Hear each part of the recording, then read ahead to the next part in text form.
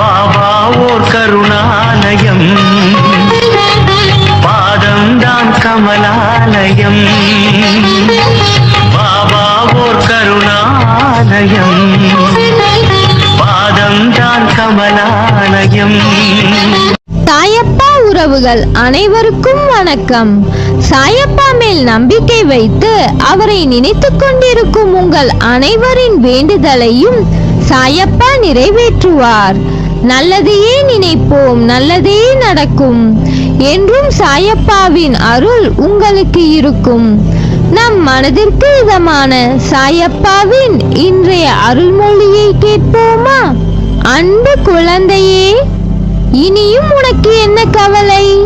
உன் வேண்டுதல்கள் என்னிடம் வந்து சேர்ந்து விட்டது. இனியும் கலங்காதே. பூவை போல மென்மையான குணம் உனக்கு. நீ உன் வாழ்க்கையில் படும் வேதனைகளை நான் பார்க்காமல் இருப்பேனா? உன் மனம் மற்றவர்களுக்காக யோசிக்கின்ற மனம். உதவி என்ற சொல்லை ஒருவர் சொல்வதற்கு முன்னால் அவர்களுக்காக போய் உதவி செய்கிறாய். அதே நேரத்தில் மற்றவர்கள் முன் அவர்களுக்காக அவமானமும் படுகிறாய். ஏன் இப்படி இருக்கிறாய்? உதவி என்று உன்னிடம் வந்தால் உன்னால் முடிந்த வரைக்கும் அவர்களுக்கு உதவி செய். முடியவில்லை என்றால் ஒரு நல்ல வார்த்தை கூறிவிட்டு விடு. ஆனால் நீ அவர்களுக்கு உதவி செய்ய போய் மற்றவர்களிடம் நீ உதவி கேட்டு நிற்கின்ற நிலைமை உனக்கு வரக்கூடாது என்ற நோக்கத்தில் தான் இதை சொல்கிறேன். என்ன செய்தாலும் உன் சக்திக்கு உட்பட்டு செய். யாருடைய மனதையும் காயப்படுத்த கூடாது என்று நினைப்பது சரிதான்.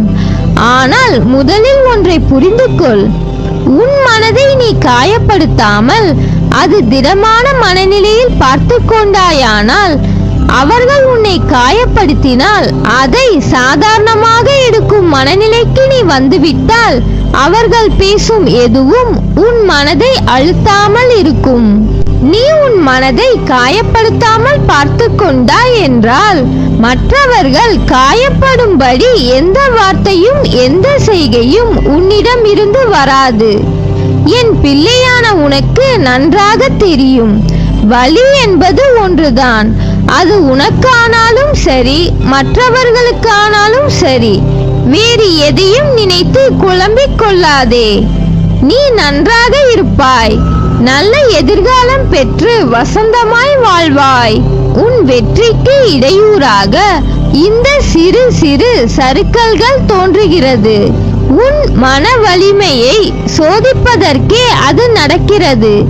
அதை மன வலிமையுடன் நீ போராடி துணிச்சலை கொண்டு வந்து தடைகளை நீ எதிர்த்து பொறுமையுடனும் நிதானத்துடனும் நம்பிக்கையுடனும் செயல்பட்டால் அகிலமே உனக்கு கிடைத்தது போன்ற உணர்வை நீ அடைவாய். உனக்கு வரும் கஷ்டங்களால் அந்த நேரத்தில் மனசுமை அதிகமாகத்தான் தெரியும். ஆனால் நீ மனம் தளராது நின்றால் எல்லாம் வெற்றியே. அது உனக்கு கஷ்டத்தையும் பிரச்சனைகளையும் கொடுக்கும். கவலைப்படாதே. நீ நடுவில் நிர்கதியாய் நிற்பதை போன்று உணர்கிறாயா? நீ நடுவில் எந்த துணையும் இல்லாமல் நிர்கதியாய் நிற்கின்றேன் என்ற எண்ணத்தை மறந்து ஒரு நிமிடம் கண்மூடி மன அமைதியுடன் எதையும் யோசிக்காமல் சாந்தமாக மாறி அமைதியான சூழலை உனக்குள் கொண்டு வா. அந்த நிமிடம் நீ நிற்கின்றதே என் பிடியில்தான். உன்னை நான் என்ற உன் சாயப்பா தாங்குகிறேன் என்பதை மனமாற உணர்வாய். எதற்கும் அஞ்சாதே. எதையும் துணிந்து எதிர்த்து நில். ஏன் இப்படி துவண்டு போயிருக்கிறாய்? நீ துவண்டு போய் தைரியம் இழந்து இருக்கும் அளவிற்கு எந்த காரியமும் நடக்கவில்லை. நீயே தோற்றுவிட்டது போல ஒரு பொய்யான எண்ணத்தை உருவாக்கி உன்னுள் இருக்கும் நிம்மதியை இழந்து கொண்டிருக்கிறாய். நிம்மதி இல்லாமல் எப்படி நீ வாழ்வாய்? உன் நிம்மதியை விட வெற்றி தோல்வி பெரிதில்லை. உன் நிம்மதியை குலைக்கும் அளவிற்கு ஒரு வெற்றியோ தோல்வியோ இருக்கிறது என்றால் அதை உன்னில் இருந்து தூர எறி. வெற்றி என்பது ஒரு விஷயத்தை கையில் எடுத்து அதற்கான நுட்பங்களை கற்று போட்டியிட்டு உழைத்து வெல்வது. ஒருவேளை வெல்ல முடியாவிட்டால் ஒரு கவலையும் இல்லை. தோல்வி வெற்றியை விட அதிகம் கற்றுத்தரும் ஆசான். ஒரு ஆசான் கற்றுத்தரும் பாடங்கள் அனைத்தும் ஒரு தோல்வி நமக்கு கற்றுக் கொடுக்கும். தோல்விக்கு நிறைய ரூபங்கள் இருக்கும். துரோகம், ஏமாற்றி வெல்வது என நிறைய விஷயங்கள் சேர்ந்து உனக்கு தோல்வி வரும்.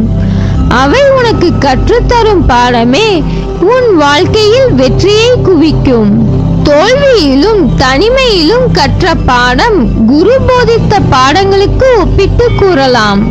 தோல்வி என்பது தற்காலிகமாக ஒன்றில் வெற்றி அடையாததே. நீ மேலும் முயற்சித்தால் வெற்றி பெறலாம். தோல்வியில் முயலாமல் இருப்பதுதான் உண்மையான தோல்வியின் வீழ்ச்சி. இதை புரிந்து கொள். உன் அப்பா உன்னை அந்த அளவிற்கு விடவே மாட்டேன். உலகத்தில் என்ன மாறினாலும் நகன்றாலும் நான் உன்னை விட்டு எப்போதும் அகல மாட்டேன். நேரத்தை குறிக்கும் கடிகாரத்தை பார். வாழ்வில் உன் உழைப்பு எப்படி இருக்க வேண்டும்? உன் உழைப்பின் முக்கியத்துவம் உனக்கு புரியும். உழைப்பு ஒன்றுதான் உன்னை உயர்த்தும். உன் மனதில் ஏற்படுகிற நடுக்கம், பயம் ஏன்? என்னை நினைத்தும் உன் வாழ்க்கையை பற்றிய பயம் உனக்கு? நம் புத்தி என்பது எப்போதும் ஒரே மாதிரி இருக்காது. சூழ்நிலைகளுக்கு ஏற்ப தன் இயல்பை மாற்றிக்கொள்ளும். நல்லதும் நினைக்கும்.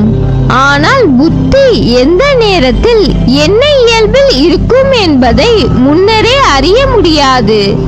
நீ அதை யோசித்து நிகழ்வுகள் முடிந்த பிறகுதான் அந்த நிகழ்வுகளில் நீ என்ன யோசித்தாய் என்பது தெரிய வரும். இதை உனக்கு நான் சொல்ல காரணம், உன் யோசனை என்பது உன் மனதிலிருந்து வர வேண்டும். உன் மனதை எந்த விதமான சூழ்நிலைகளுக்கும் பாதிக்காதவாறு வைத்துக்கொள். அப்படி இருந்தால்தான் உன் மனதில் உனக்கான வழி என்ன என்பதையும் அதற்கு என்ன தேவை என்பதும் உனக்கு தெரிய வரும். உன் மனதில் இருந்து வலி, கோபம் போன்ற உன் உண்மையான நிலையை தாழ்த்தும் விஷயங்களை தூக்கி எறி. அது இருந்த இடம் தெரியாமல் அதை துடைத்து விடு. பின்னர் பார் உன் மனதில் இருக்கும் நிம்மதியும் அமைதியும். இவ்வுலகில் மனிதர்கள் அனைவரும் சமமே. எல்லோருக்கும் நல்லது சொல், செய். ஆனால் மனிதர்கள் மனதில் என்ன இருக்கிறது என்பதை அறிந்து உதவி செய். எல்லோரும் ஒரே மாதிரி இருக்க மாட்டார்கள். உன் கடினமான எல்லா சூழ்நிலையையும் நான் பார்த்துக் கொள்கிறேன். உன் கைப்பிடித்து நான் என்றும் நடப்பேன். உனக்காக யாரும் இல்லை என்று வருந்தாதே. அனைத்துமாக உன் சாயப்பா இருப்பேன். உனக்கான என் துணை என்றும் உண்டு.